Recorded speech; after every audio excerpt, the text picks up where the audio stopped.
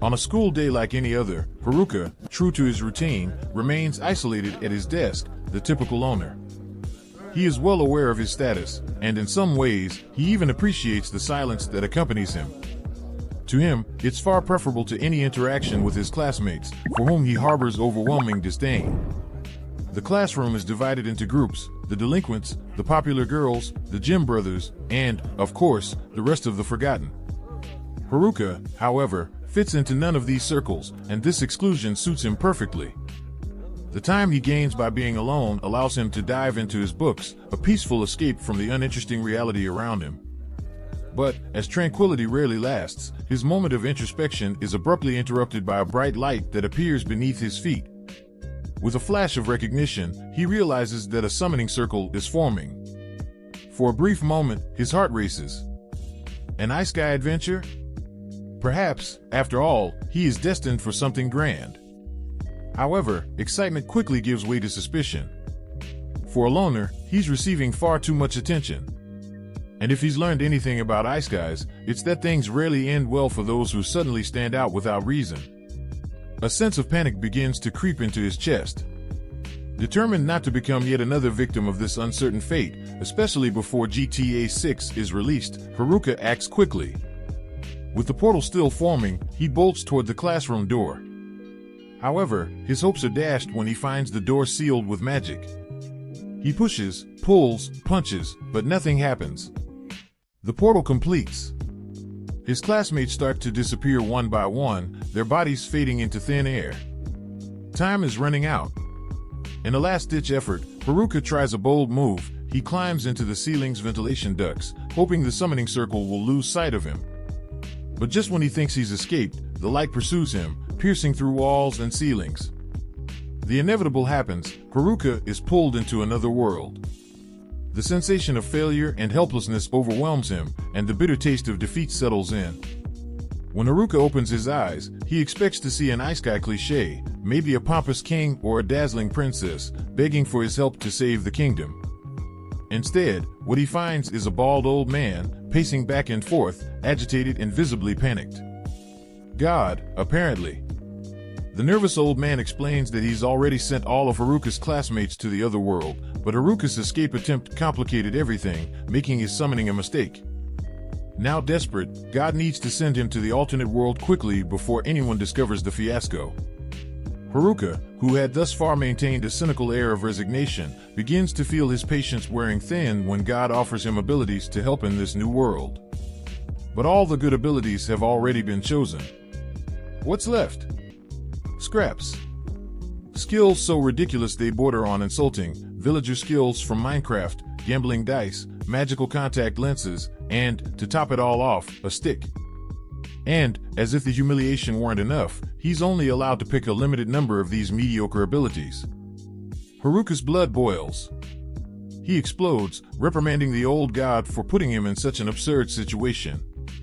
However, God isn't about to tolerate the insolence of a mortal. He knows he messed up, but that doesn't mean he's going to let a cheeky teenager insult him. With a bored expression, he tells Haruka that, as compensation, he'll receive all the discarded skills. Without wanting to drag the conversation on any longer, he teleports Haruka to the other world instantly. Haruka crashes into reality with a thud. Sure, he has more skills than usual, but what good are they when he's been dropped directly into a dense, unfamiliar forest? He's never lived in the wild, and the lack of supplies makes him feel the creeping cold of vulnerability. However, as he scans the ground, he finds a bag, part of his villager skill. The bag allows him to store an infinite number of items. Inside, there are a few basic pieces of equipment. A small relief amid the desolation. After equipping himself, Haruka decides to check his stats. With the gambling dice in hand, he must roll them to determine his status points. The sense of uncertainty tightens in his stomach, but he has no choice. The dice roll on the ground, and he receives an M score. What does M mean? Unsure, he decides to allocate all the points to his luck stat. When he opens his status window, he sees that his luck is completely maxed out. A victory? Maybe. But instead of celebrating, Haruka sighs, lamenting not using the points on something more useful. As he explores his skills, he discovers that, aside from the useless ones, he gained 2 unique ones. Due to being such a loner on Earth, he will be unable to form parties in this new world, even if he wanted to. In exchange, his other skill allows him to force monsters to serve him, since, after all, he wouldn't be able to make friends. The bitter irony of this does not escape Haruka. The idea of never being able to form the dream Ice Guy protagonist harem frustrates him, but he has no time for trivial regrets. Though he feels tempted to search for his classmates, or at least for the logic of where their starting point should be, Haruka quickly dismisses the idea. He never cared about them before, and he certainly won't start now. His priority is survival. He needs supplies, but the forest around him is dense, dark, and filled with unseen dangers. The tension rises.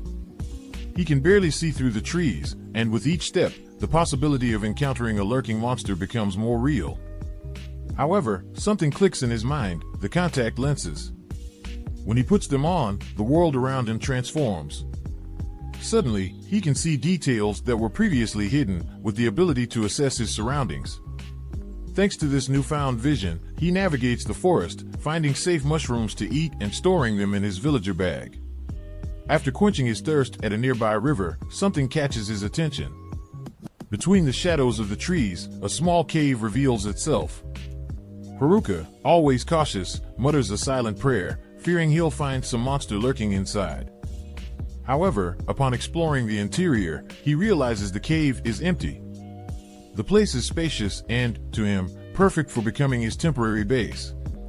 With a relieved sigh, Haruka sets up his tent and lights a magic lantern, filling the cave with a soft, comforting glow. He then uses his temperature control magic to light a campfire, keeping himself warm. To his surprise, the simple use of his magic unlocks a new fire skill. Additionally, his constant vigilance against monsters grants him various detection skills. Though Haruka has acquired a handful of skills, his only attack technique remains a mere stick. He still needs to figure out how to protect himself effectively. The next morning, he awakens with a start, his heart racing as if sensing imminent danger. Stepping outside the tent, the tension in his shoulders eases as he realizes no monster attacked him during the night. He's safe, but thanks, ironically, to the skill items he had so thoroughly despised. However, escaping monsters doesn't mean escaping his other relentless adversary, hunger. Without hesitation, he pulls out a frying pan and starts frying some of the mushrooms he had gathered the day before. And, if you're wondering, yes, the frying pan was stored in his villager's bag, along with a complete set of kitchen knives and a portion of dried meat. So far, this bag has been his greatest asset, something Haruka can't help but question: what kind of villager prepared this stock so well? Fed, he knows he needs to decide what to do next. Haruka leaves the cave, his steps slow, reflecting on his next moves. The cave, while a temporary shelter, isn't enough. He needs a constant food source and, more urgently, effective measures to protect himself from the monsters inhabiting this unfamiliar land. Fortunately, with his magical contact lenses, finding food becomes relatively easy. Right away, he spots more mushrooms and some herbs. But the problem of the monsters continues to haunt his thoughts. Suddenly, a cold sensation runs down his spine as his detection skill kicks in. Something is approaching. Determined but cautious, he follows the sound until he discovers the source: goblins. Not one, but 2, and both stronger than him. Haruka feels panic rising. He thinks about running, but the harsh truth is that if he wants to survive in this forest, he'll eventually have to face them. This is a reality that can't be avoided. He takes a deep breath, determined to strike while he still has the element of surprise.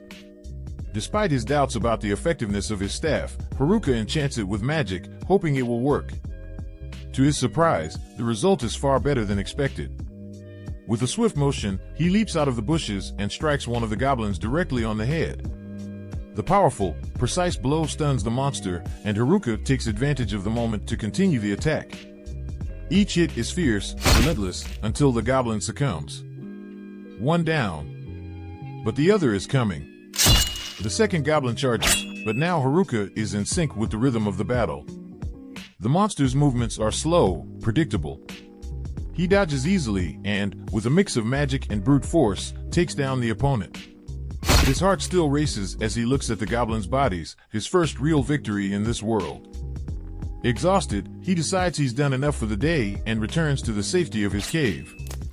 Back in his improvised shelter, Haruka prepares a modest dinner with the mushrooms he collected. While eating, he examines the club he took from the goblin. Though it's a powerful weapon, it's heavy and has a short reach, something that doesn't suit his combat style. He decides to stick with his trusty staff for now. Checking his stats, Haruka notices something unexpected. He's leveled up. Not only that, but all his stats have doubled. The sense of progress excites him, but the reality of his situation quickly brings him back down to earth. The next morning, the routine repeats. More mushrooms, more boredom. The craving for meat intensifies, almost becoming an obsession. However, to hunt, he needs to improve, and the first skill he plans to test is magic fusion, a newly acquired technique that envelopes his body in a layer of magic, boosting his physical and magical defenses and raising his strength to impressive levels. Haruka also decides to test his appraisal skill, now at level 2. However, when using the technique, he only finds a question mark next to the descriptions. He ponders for a moment about what it could mean, but soon gives up, frustrated. There's no time to waste on riddles. Out there, there's a forest to explore, monsters to defeat. As he steps out for his magic training, he finds yet another mushroom on the ground. A tired sigh escapes his lips.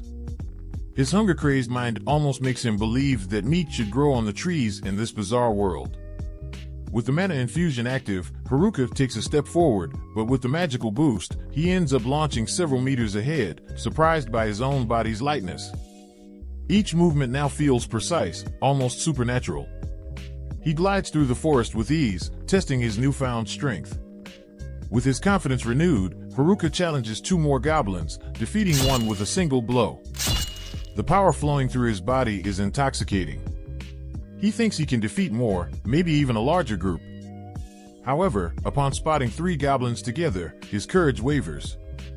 With common sense, he decides to retreat before biting off more than he can chew. Back in the cave, he continues with his routine. During the day, combat. At night, magical experiments. One of those nights, he discovers that he can shape coffee tables with his abilities. Eventually, he creates a magical gate for his cave, increasing the security of his shelter. With that, he finally feels ready to venture out at night, to hunt and, at last, satisfy his craving for meat. When he finally tracks down a rabbit, ready to savor his first meat meal in days, something in the distance catches his attention.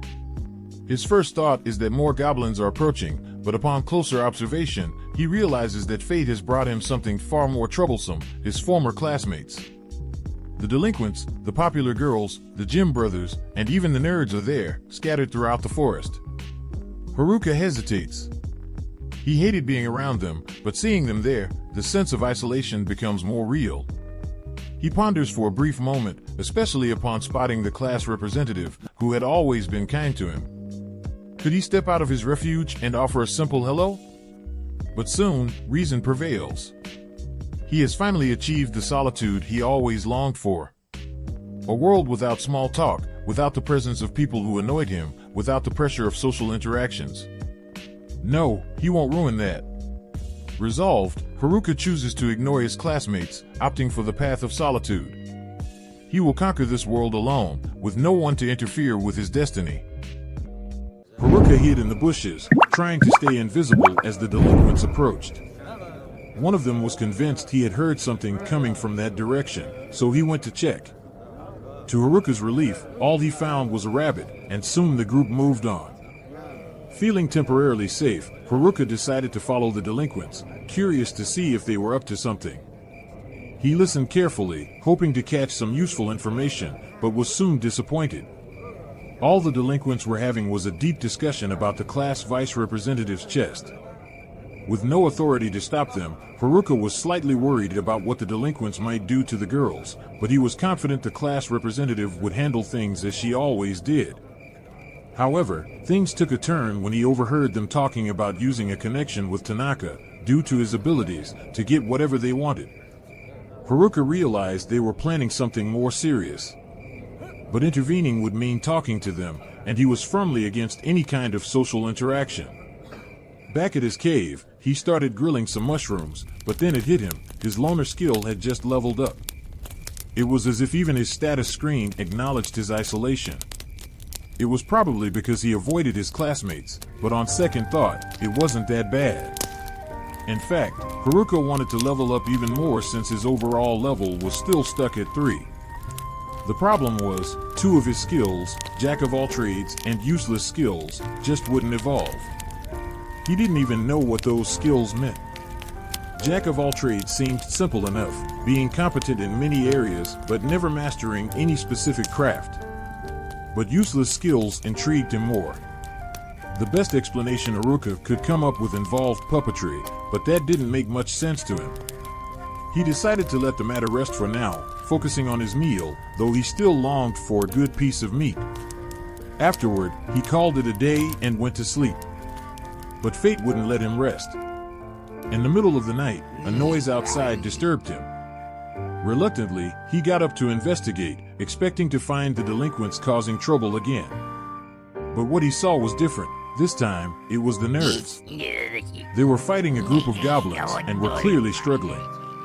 Haruka thought about helping them, but when he checked their stats, he saw that all of them were level 16, while he was barely at level 3. They would be fine without him. Still, before leaving, he noticed 2 goblins sneaking up behind them. The nerds were in trouble, and the memory of when they shared their holographic Charizard with him tugged at his heart. He decided they were worth saving. With a stick in hand, he stepped out of hiding and took down the 2 goblins with a single, precise hit. The nerds were surprised to see him, but quickly thanked him for the help. Haruka, however, found it hard to communicate. After all, it had been so long since he'd spoken to anyone. Even so, he led them back to his cave. The nerds were impressed by the interior, especially considering it was just a cave. Haruka awkwardly explained that he had learned some earth magic and crafting skills to fix the place up, but the nerds found it amazing that he had done it all by himself. While preparing a drink for the group, he asked why they were in the forest so late. The mood shifted, and after a brief pause, the nerds confessed they were fleeing from the rest of their classmates. After the class was transported to that world, chaos quickly set in. Strange skills were chosen, like mind control spells and the puppeteer ability, which the nerds had learned one of the delinquents possessed. The nerds were desperate to level up and protect themselves, especially after hearing the delinquents' plans to turn the girls into their puppets. They tried to warn the class representative, but soon the delinquents had leveled up enough to use their skills, with the vice representative as their main target. However, thanks to a surprise attack by the nerds, the delinquents were defeated, their abilities sealed, and they were expelled from the camp. That seemed like the end of the story, but the delinquents, spiteful as ever, attacked the camp while the nerds were away, burning everything down. When the nerds returned, they found only ashes, and to make things worse, the popular girls blamed them for the disaster. Fortunately, the class representative stepped in, reminding everyone that the nerds were the real reason the group had survived so far. The nerds appreciated the support from the class representative, but their patience with the camp had run out. Tired of their ungrateful peers, they decided to flee. After hearing the whole story, Haruka felt genuinely sorry for them and decided to do something special. He hosted a mushroom feast for that night. It was the first time in a long while that he truly enjoyed the company of others. But the next day, the nerds had to leave, ready to follow the river in search of a village and start their lives as adventurers. Before they left, they invited Haruka to join them, calling him a friend. He was touched but declined, believing his mediocre skills would only hold them back. Still, one concern nagged at him: the class camp, where the representative still was. She was the only person besides the nerds he actually liked. Determined to check on the situation, Haruka set off toward the camp. Along the way, he was attacked by a kobold, which bit him hard. Despite being wounded, he killed the creature and continued on. By nightfall, he arrived at the riverbank where the camp should have been, but it was empty. No sign of anyone. He assumed they had moved and used one of his detection skills to follow footprints until he found the popular girls. Of all people, the popular girls were the last ones Haruka wanted to see. He even tried heading back to his cave, but when he heard a desperate please, he stopped immediately. Please wasn't part of their vocabulary. Something serious must have happened. Reluctantly, Haruka approached them. The first thing they asked was if he knew where the nerds were. He hesitated, thinking they just wanted to complain about them again. However, the girls actually wanted to apologize. They now understood how much the nerds had done for them and felt sorry for having been so ungrateful.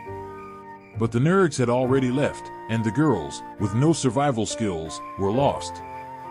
Desperate, they begged Haruka to teach them how to survive in the forest. He was so surprised by the request that, without much thought, he agreed. As a result, his subjugation skill was activated, turning the girls into his obedient followers. From that moment on, they followed him wherever he went, defeating monsters and bringing him magic crystals like puppies waiting for approval. Haruka, however, wasn't pleased with how things had turned out. He preferred his solitude, and now the girls were relying on him for everything. When he noticed that one of them had a small injury on her arm, he handed her a healing potion he had prepared. But instead of using it on herself, she applied it to him. Annoyed by their exaggerated devotion, Haruka began to wonder how he would explain all of this to the class representative. As if by fate, she appeared at that moment, walking through the forest.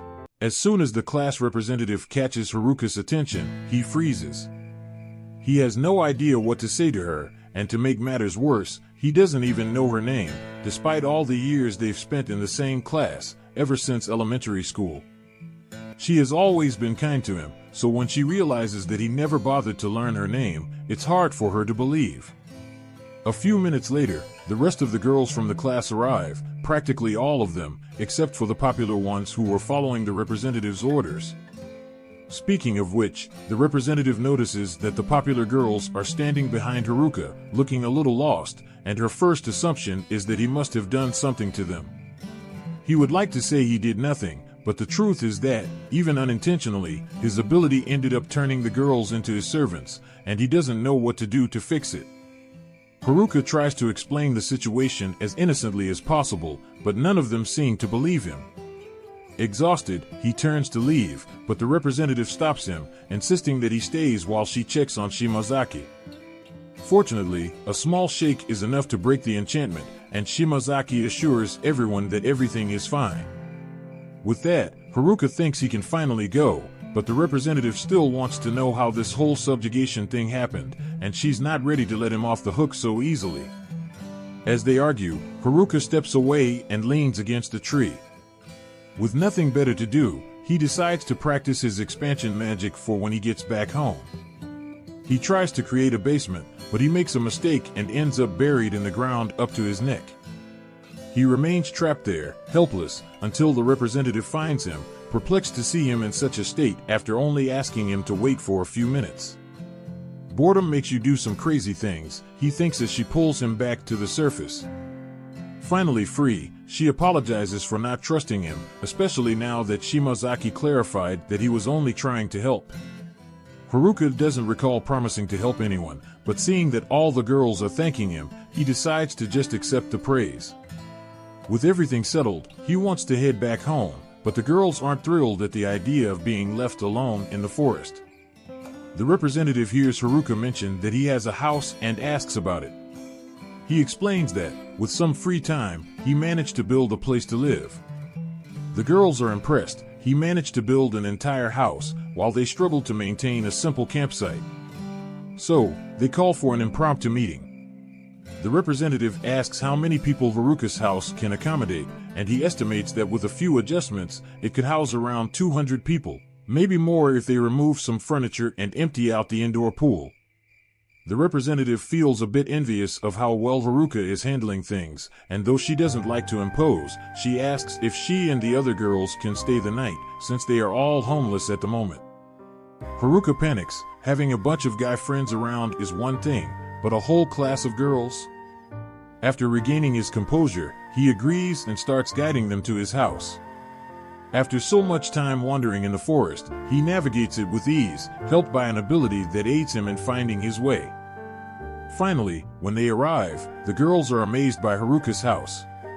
It's been so long since they had a roof over their heads, or even access to a proper bathroom, that as soon as he mentions where the bath is, they rush over, stripping without hesitation.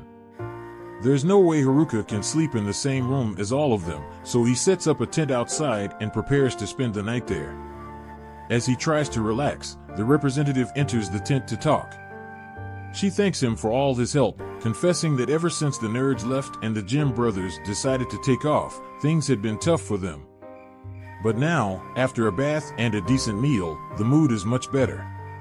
Still, the representative admits to feeling like a failure for not being able to protect the class on her own. Haruka thinks she's being too hard on herself. Considering that the nerds practically spent their whole lives preparing for this kind of situation, she shouldn't compare herself to them. This was the first time she'd even heard of Ice Guy, after all, so all things considered, she's doing quite well. Hearing this, the representative feels relieved, though Haruka's accomplishments, like building a house in a week, still seem hard to match. She wishes him a good night and heads back inside, but Haruka knows that after everything that happened today, falling asleep will be nearly impossible. The next morning, Haruka wakes up to one of the girls sitting outside his tent, asking him to get up because breakfast is ready. It takes him a moment to understand what's happening, but when he does, he protests that he still wants to sleep a little more. The girl doesn't accept that, jumping on top of him to force him out of bed. Defeated, he asks what's for breakfast. He was expecting the usual mushroom soup, but to his surprise, it's fish. He gets so excited that he accidentally headbutts the girl.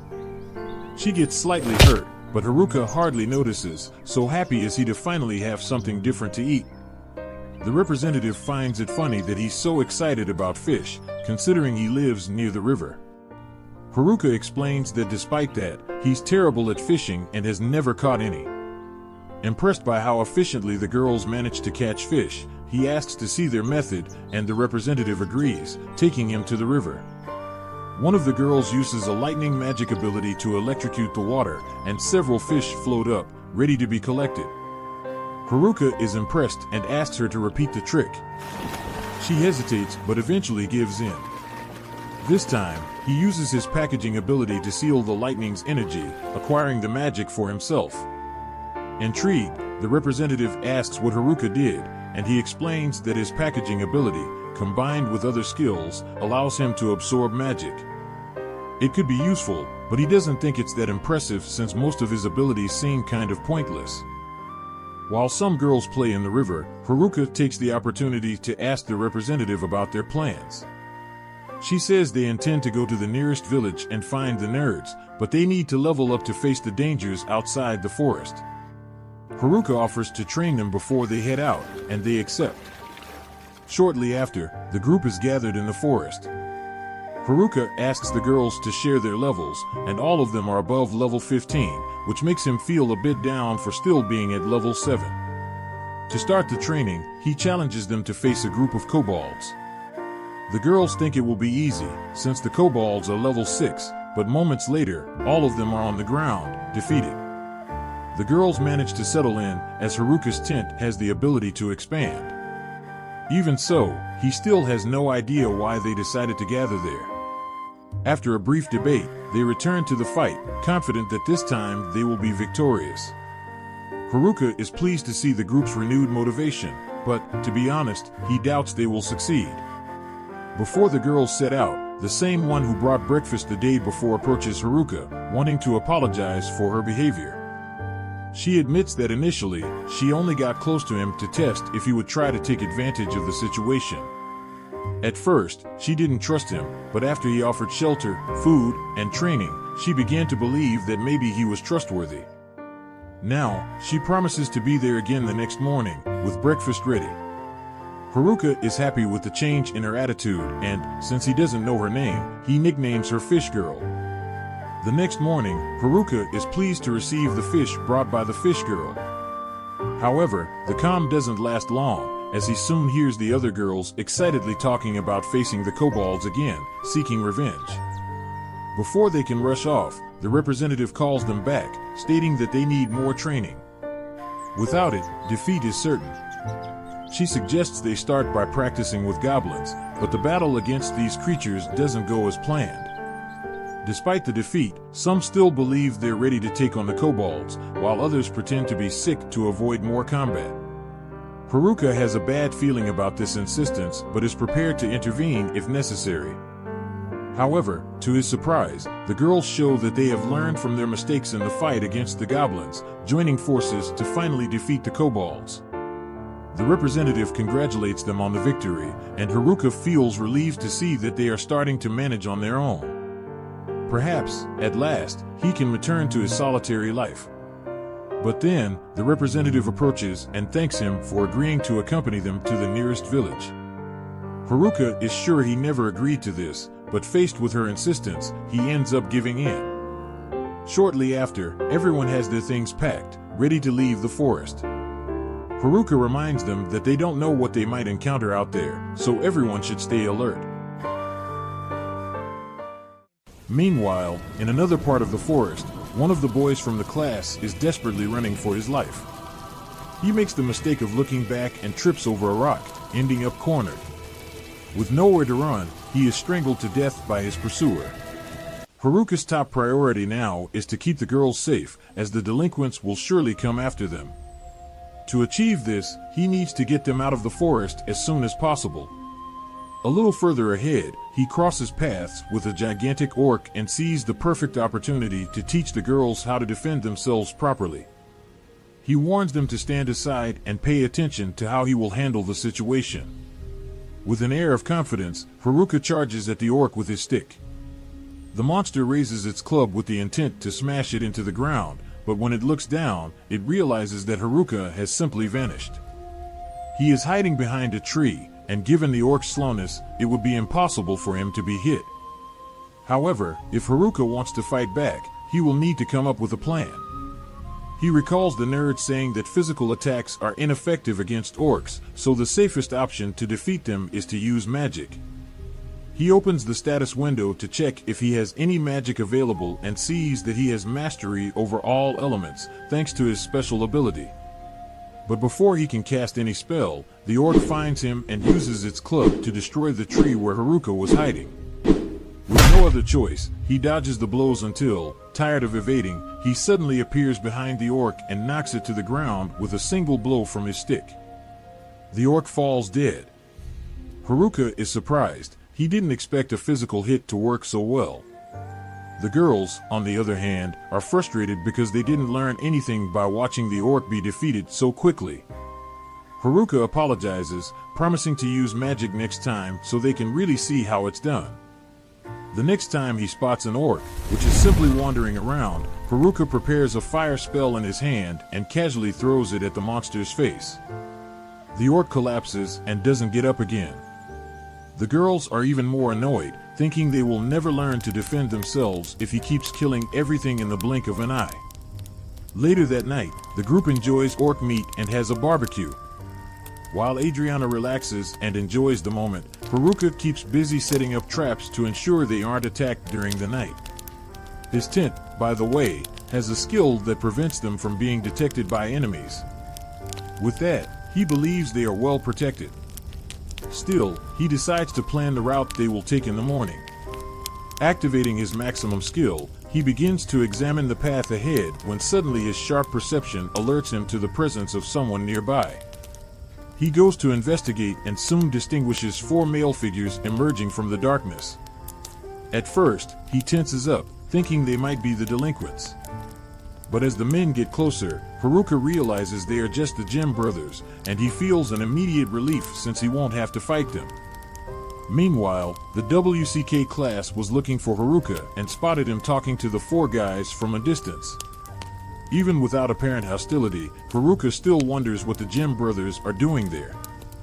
He imagines they might be after the girls, but the guys vehemently deny this and say they actually came looking for him. Haruka decides to believe their story, although he doesn't understand why they were avoiding the girls. The Gem brothers then explain that they don't trust them and reveal a concerning piece of information. There is an ability even worse than charm and puppeteer that the delinquents wanted to use. Haruka remembers reading something about a hijack ability, and that's exactly what the Gem brothers are talking about. The delinquents spoke openly about everything they intended to do with their mind control abilities, but never mentioned anything about hijack. This can only mean that they don't have this ability. If neither the delinquents nor the nerds possessed it, then one of the girls probably has this ability and is keeping it a secret.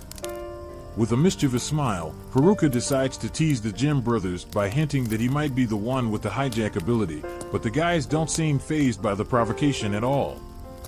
They appear relieved, knowing that Haruka is so reserved that he would never go around looking for people to steal their abilities.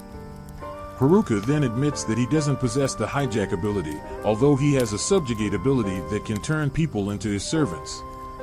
He just prefers not to use it. The Gem brothers were there merely to warn him about the dangers of hijack, and before they head back into the forest to watch the suspicious delinquents, they ask Haruka to apologize to the class representative and the other girls on their behalf for having disappeared without warning. The next morning, everyone wakes up, and the girls seem much more cheerful than usual. Haruka, on the other hand, needs to distance himself because all this energy is draining his own. As he moves away, the class representative approaches with a nervous look, saying she has something important to confess. Hesitating, she reveals that she is the one who possesses the hijack ability. But Haruka has known this for a long time. After all, he has an appraisal ability. The representative is taken aback to discover that he was already aware since only the nerds knew about her secret. She asks why he never said anything and why he continued to help her even knowing. For Haruka, it simply wasn't a big deal. She questions whether he isn't afraid. After all, hijack is an ability that allows someone to steal another person's abilities by killing them. Anyone would be terrified of that. But once again, Haruka sees no reason for concern. The nerds probably weren't worried either since they knew about the ability, and although they had sealed the delinquent's charm and puppeteer abilities, they left the representative with hijack.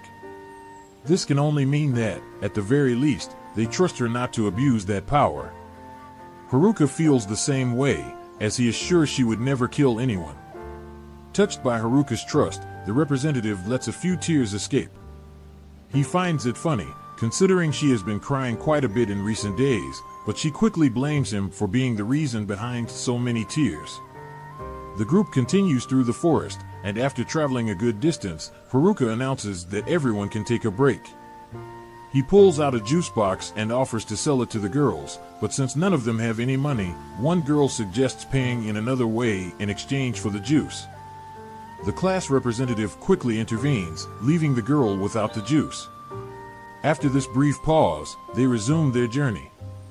They are ahead of schedule, but it will still be dark before they reach the village, which means another night camping. It is then that Haruka spots a nearby river and sees the perfect chance to try something out. He asks the representative to take care of the other girls while he goes to explore. She offers to accompany him, but Haruka wants to do this alone, so he sets off before she can follow him. Running through the forest, he activates his magic boost ability to strengthen his body and casts a gravity spell to become lighter. With this combination, he moves faster than ever and believes that with enough force, he might even be able to fly. He decides to test the theory and jumps high into the sky. At first, it seems to be working, but he soon starts to fall, and before he realizes it, he crashes into the forest floor. He narrowly avoids dying from the fall, so he decides not to try that again and heads back to camp. When the representative sees him all bruised, she panics and asks what happened. Haruka explains that he launched himself high up, but gravity insisted on bringing him back down, and he almost died in the fall. She starts to scold him, calling him reckless, but to try to lighten the mood, Haruka mentions that at least he spotted some fruits from up there and offers to make juice for her. The representative declines, but the juice girl appears once again, insisting on getting the drink. The next day, they continue their journey, and everything seems calm, except for one girl who got lost and the orcs that crossed their path. Despite these obstacles, the group finally manages to exit the forest. The girls are ecstatic to be free from that place, knowing that the village is not far away. But Haruka remains on alert, as they feel exposed in the open. The hills block his view, preventing him from seeing the exact location of the village. He then opens his status window to check if there is any ability that could help, and to his surprise, he discovers a new skill, Walk on Air. It seems he acquired it after his disastrous attempt to fly the day before. He decides to test it, and to his surprise, he begins to walk on air. The representative notices that Haruka has disappeared and starts looking for him until she spots his figure floating in the air. Haruka looks down with a smile and says he just wants to explore a bit to ensure everything is safe. The path ahead seems secure. He observes from a distance, and at first glance, everything appears peaceful, but he soon notices a group of villagers being attacked by wolves. He descends and tells the class representative that he didn't see much beyond a few people being attacked. The representative believes they need to help them, but just because they are being attacked by monsters doesn't mean they are good people. All the girls think they should run to save the villagers, but at this distance, none of them would make it in time, even if they ran. And what if the people turn out to be bandits or something similar? Haruka doesn't want to take risks that could put the group in danger. Therefore, he suggests that they just ignore the situation and keep moving forward. He starts to walk away, but the representative grabs his arm and pleads for him to reconsider. She says that if the people are bandits and try to attack them, she will fight them, but if they are good people, she wants to save them. Haruka already knew the class representative would be determined to help others, even if it put her in danger, but given the current situation, the girls are still terrible at combat and couldn't do much to help, even if they wanted to. So, Haruka decides he will handle the situation on his own. The people are too far away for him to run over there, and even if he tried to use the weight magic from yesterday, he probably still wouldn't be able to make it. So, he decides to try something new. He activates Magic Boost and the weight magic on himself, as if he wants to put the finishing touch with a powerful wind spell to act as propulsion. The spell is so strong that it ends up enveloping the class representative, but Haruka doesn't notice, so he takes off toward the villagers, using the walk on air ability to stay suspended. As he flies, Haruka feels something gripping his cloak and turns around, shocked to see the class representative hanging onto him, terrified. She explains that she was sucked up by the wind spell and that they are now too high for her to let go. Thus, she ends up accompanying him on the adventure. When they approach the villagers, the representative asks Haruka to stop, but he never really thought about how to stop, so they end up landing in the middle of the battle between the villagers and the wolves. As a result, the representative faints, all the wolves are instantly eliminated, and the people are left in total disbelief. While the representative is still unconscious, the leader of the group thanks Haruka for saving them and introduces himself as Ofter, while his friend is named Gayak. If Haruka hadn't shown up, Ofter's entire group could have been exterminated, so he is truly grateful. Hera asks what they are doing there, and Ofter and Gayak explain that wolves have been attacking merchants on the plains, and the Adventurers Guild made a request to exterminate the wolves. They thought they could handle the situation at first, but they were soon overwhelmed. Their cart was destroyed, so they will have to carry everything back to the village by hand. And since there isn't much for Haruka to do until the rest of the girls arrive, he decides to share some roasted mushrooms he carries for emergencies. Gayak is surprised that Haruka is sharing something like that with them since they are stamina mushrooms, extremely rare, as they restore a person's stamina almost instantly. Soon, the rest of the girls from the class arrive, all excited to meet the group of elves and women from the night, and everyone gets along well. Ofter offers to guide them to the town he came from, and soon the group arrives in the town of Omu, thrilled to finally be back in civilization. Meanwhile, in the forest, the delinquents have leveled up significantly in the past few days, and now that they have accumulated a good amount of experience, they plan to go after the girls and take revenge. However, before doing that, they need to unlock their puppeteer and charm abilities, so they will go after the nerds first. Meanwhile, back in the forest, the delinquents have been leveling up in recent days, and, full of accumulated experience, they plan to go after the girls for revenge. But before that, they need to unlock their puppeteer and charm abilities, so they decide to hunt down the nerds first. In the city, the girls run excitedly through the streets, amazed by everything civilization has to offer. However, the class representative reminds them that they're out of money and still have a lot to accomplish. She tries to gather all the girls, while Haruka, observing the scene with a smile, feels that his job there is done, which means he can return to his peaceful, solitary lifestyle in the forest. The class representative, unsuccessful in trying to organize the group alone, asks Haruka for a little help. But he's already relaxing in the shade, relieved that he's fulfilled his role.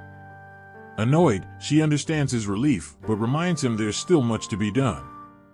With a whistle, she calls all the girls over and explains her plan. First, they'll all go to the Adventurers Guild to sell the items they collected along the way. Then, they'll register with the guild and rent a room at an inn. During this, they can ask if anyone has seen the nerds passing by recently. Although the plan is good, the popular girls take offense at the representative treating the nerds as a side quest.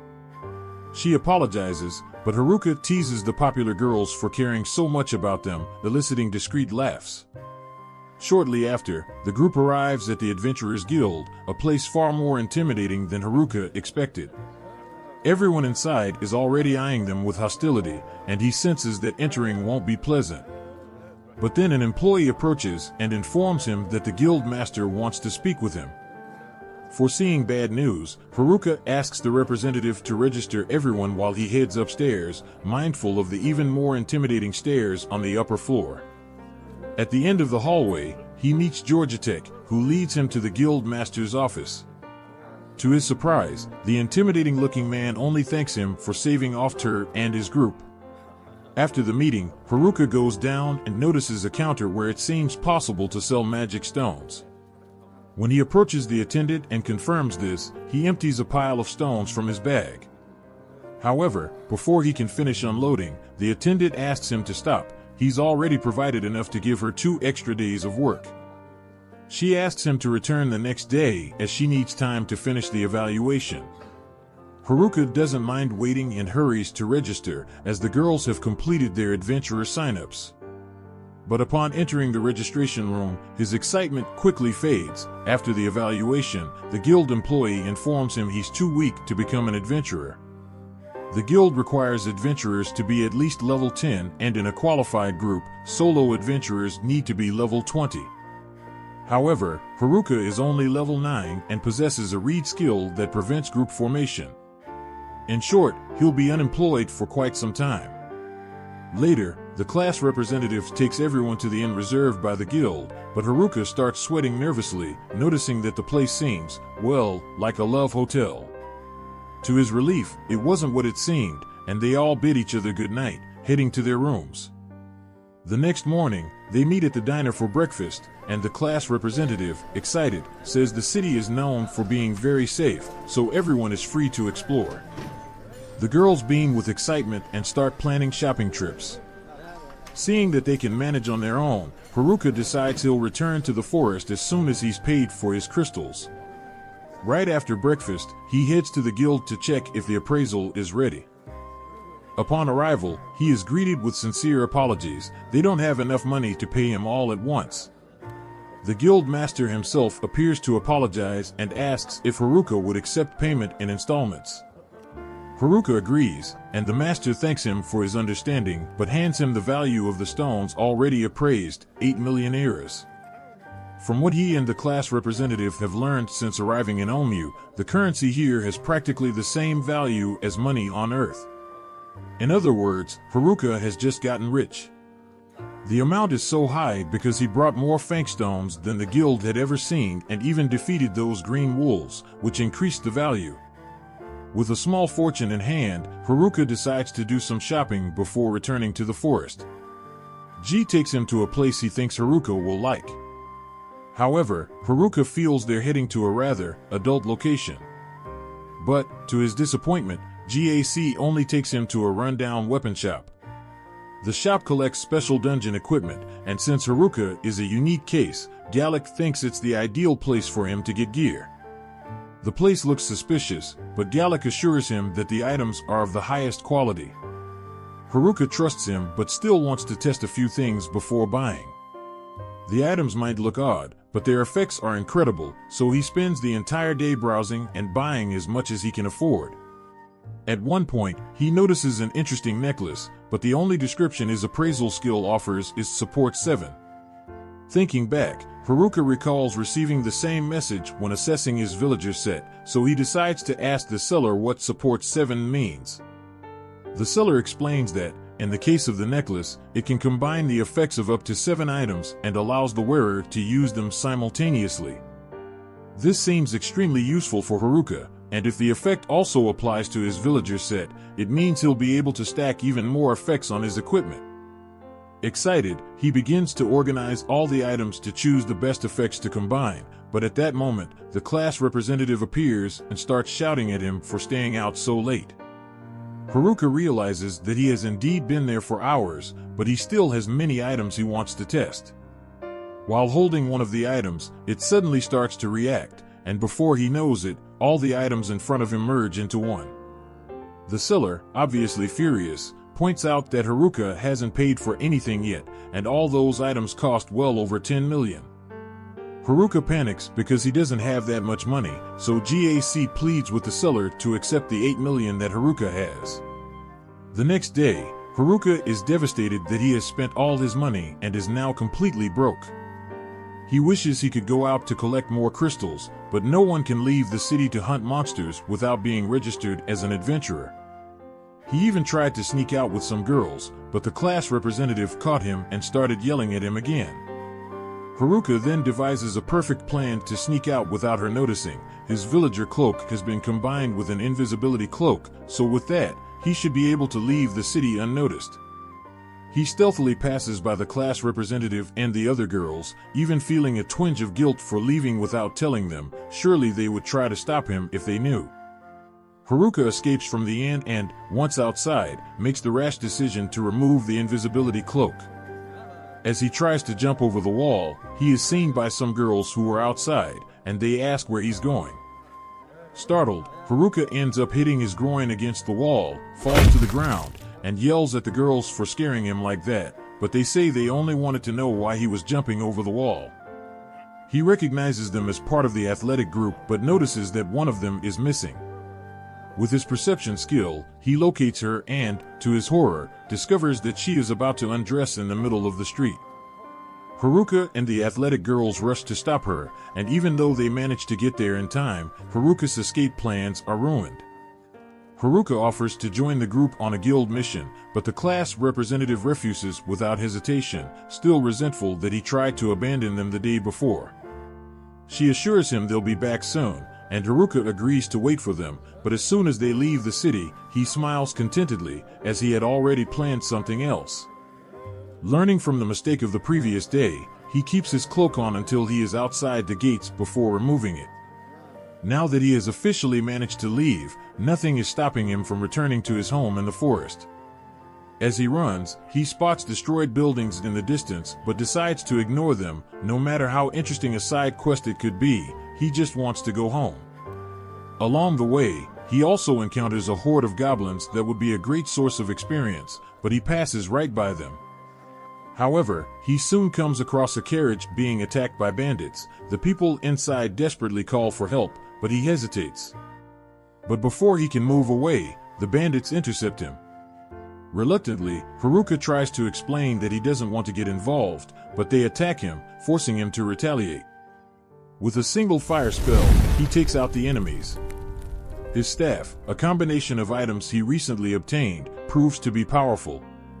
The bandits, stunned, hesitate, and Haruka warns them to leave while they can. Still, they scoff, believing he's only good at magic, and decide to attack him up close. Haruka, however, knocks each one down with a single blow. Shocked, the bandits ask what his occupation is. This bothers him, as he is unemployed. The bandits decide to check his level, and upon seeing he's only level 9, they conclude they can defeat him using their weapon skills, which are unlocked only at level 20.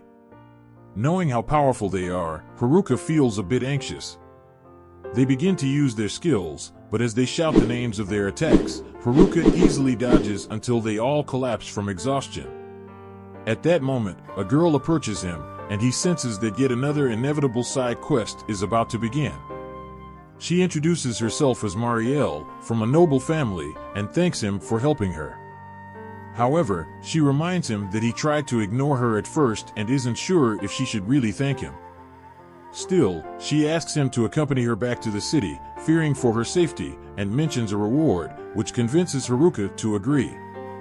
Along the way, Marielle asks where he came from, and Haruka starts complaining about the horrible city he just left, mentioning the guild that didn't have money to pay him, the fact that they didn't register him as an adventurer, and the guards who wouldn't let him leave without permission. Marielle, realizing which city he's describing, starts to cry, surprised and disappointed. Only then does Haruka realize that she is the daughter of the Lord of Omu, and with that, he understands that the carriage is heading back there. He regrets having agreed to escort her. Meanwhile, back in the forest, the Jim brothers and the delinquents prepare for battle. The Jim brothers refuse to let the delinquents harm the girls. The leader of the delinquents doesn't hesitate to attack the Jim brothers, but the moment he raises his sword, he is stabbed in the back. Both the Jim brothers and the delinquents are in shock at what they see. But when the other delinquents try to avenge their friend, the first one to attack is also stabbed. The last two decide to charge together to increase their chances, but the unknown assailant easily takes them down. The Jim brothers realize they're outmatched and try to escape, but the aggressor is too fast for them. He appears in front of them and begins to approach menacingly. Meanwhile, Haruka is being pulled back to the city by Marielle, who insisted he accompany her, even against his will. She began to cry, and to be polite, he decided to give in. Once they arrive at the Lord's house, Marielle leaves him alone for a moment, and he takes the chance to look around. The house is comfortable, but it has nothing to do with him, so he starts heading towards the exit. However, before he can leave, Marielle returns, annoyed to see him trying to go, as she had asked him to wait while she changed. She asks him to wait a bit longer because she has something to thank him with, and, albeit reluctantly, Haruka ends up staying. He didn't want to stay, but upon seeing the feast Marielle prepared, his attitude changes. She prepared it as a gesture of gratitude, but soon grows irritated when she realizes Haruka is more focused on the food than on her. So, she asks one of her maids to bring the rest of Haruka's reward, a bag of money. He recognizes the bag, but doesn't seem too excited. As a bonus, Marielle noticed that he wasn't registered in the city and arranged for a custom ID card, allowing him free entry and exit. It's an amazing gift, but Haruka has already stopped paying attention after receiving the money and is more interested in the dessert. The next day, the class rep and the other girls question him about the previous night. Haruka explains he was simply called to the local lord's mansion. She knows he's not lying, but doesn't understand why the lord wanted to see him. Haruka decides to keep the story vague so they don't find out he met Marielle during an attempted escape. Eventually, the girls drop the subject and decide to head out on a mission. Before they leave, the rep reminds Haruka that he can't leave the city. He agrees, appearing strangely obedient, but only because he knows nothing will prevent him from leaving with his new ID card as soon as they're gone. Before leaving, Haruka takes care of a few things. He uses the money to buy new equipment, enjoys a good meal, and leaves a note for the rep so she doesn't get upset about his departure. He writes that he's heading back to the forest to check on the Jim brothers, a cover story, but also a genuine concern. He presents his ID card and leaves the city without issue, determined not to be sidetracked by side quests this time. Soon, he returns to the forest and is relieved to see that everything is as he left it. He can't wait to get back home, but while he's distracted, an orc appears and tries to crush his head. Luckily, Haruka's attributes are too high for the attack to hurt him, and he defeats the orc with a single blow from his staff. The orc's appearance here is strange, as these creatures usually stay in the deeper areas of the forest. And that's not the only unusual thing. He finds a trail of human blood. He knows the blood can't be from the nerds, who are too strong to fall here, so he assumes it must belong to one of the Jim brothers. Following the trail, he finds the Jim brothers injured under a tree. At first, he thinks they're dead, but as he gets closer, he sees they're still breathing and uses all the healing potions he has until they regain consciousness. The Jim brothers begin explaining everything, and Haruka, who thought they'd been attacked by the delinquents, is shocked to learn that all the delinquents are dead. He asks if the nerds were also attacked, but the Jim brothers don't know, though they find it unlikely since the nerds left the forest some time ago. Noticing that Haruka intends to confront the person responsible, the Jim brothers warn him that Tanaka is insanely powerful now. They barely lasted a few seconds against him. Additionally, Tanaka stole all their powerful weapons, making himself even stronger. They suspect Tanaka had been planning this from the start, ever since they were teleported to this place, and they know who his next target will be. Of all the remaining students, the most likely target is the class rep, because of her hijack skill.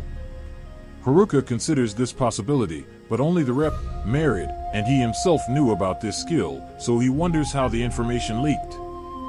The Jim brothers found out because Tanaka kept asking about the rep, and, as they couldn't give him the answer he wanted, they were beaten nearly to death.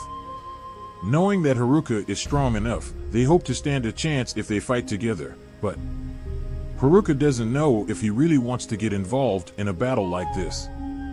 He's always avoided side quests, but if the class rep is being targeted, he has no choice. He needs to put a stop to it.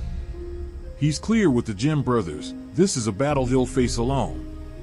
They try to talk him out of it because going alone is insanely risky, but when they see the determination in Haruka's eyes, they understand he's serious and agree. He tells them to head back to the city, meet up with the girls, and while they're there, to apologize to the rep for leaving the group earlier. As soon as the Jim brothers leave, Haruka thinks that having help in the fight might be advantageous, but he can't risk everyone in the battle at once.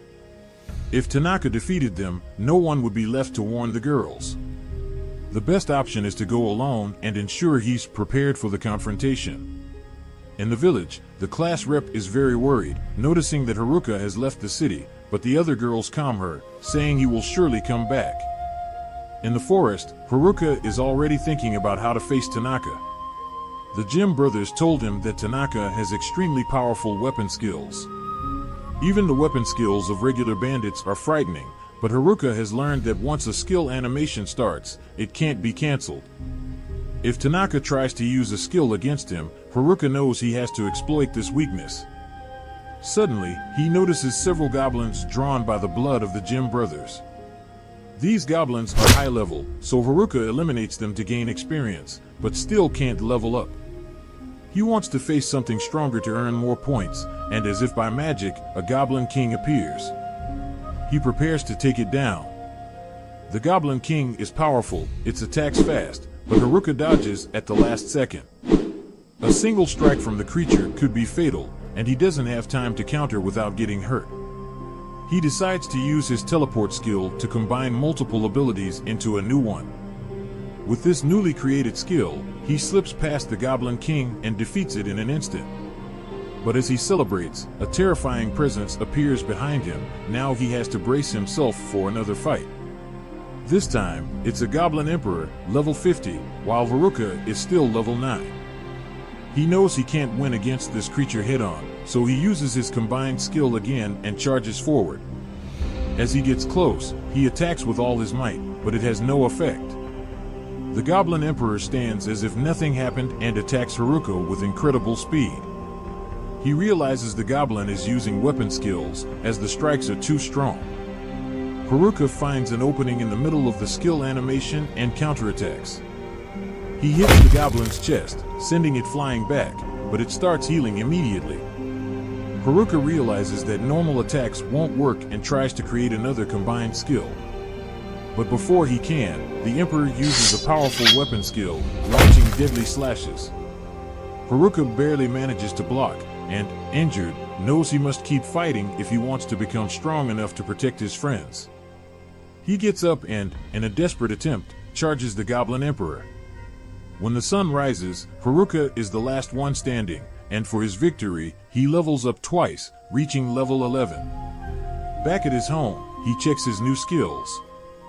He doesn't know if they'll be enough to defeat Tanaka, but at least now he has a trick to attack at the right moment, exploiting weapon skill animations. He hopes it will be enough. Later, outside Haruka's house, Tanaka appears, and he was expecting him. He recalls Tanaka being intimidated by the Jim brothers when they arrived, but now sees it was all part of a plan for final revenge. As Tanaka and Haruka face off, the girls return to the city after a long day of adventures and soon find the injured Jim brothers. The class rep sees Haruka's note saying he went to check on the Jim brothers, so she asks if they know where he is. They reply that Haruka is in the forest, fighting to protect everyone. In the forest, Tanaka is disappointed to see Haruka is the only one there since he really wanted to find the class rep. He even used the delinquents to cause trouble and split the group.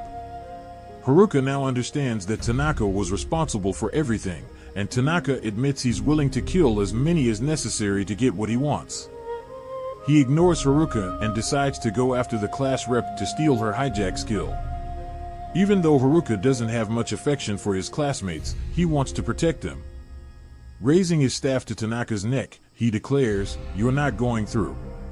Tanaka, irritated to have someone like Haruka in his way, is more than willing to kill him if that's what he wants. And so, episode 6 ends. Subscribe to not miss the next part.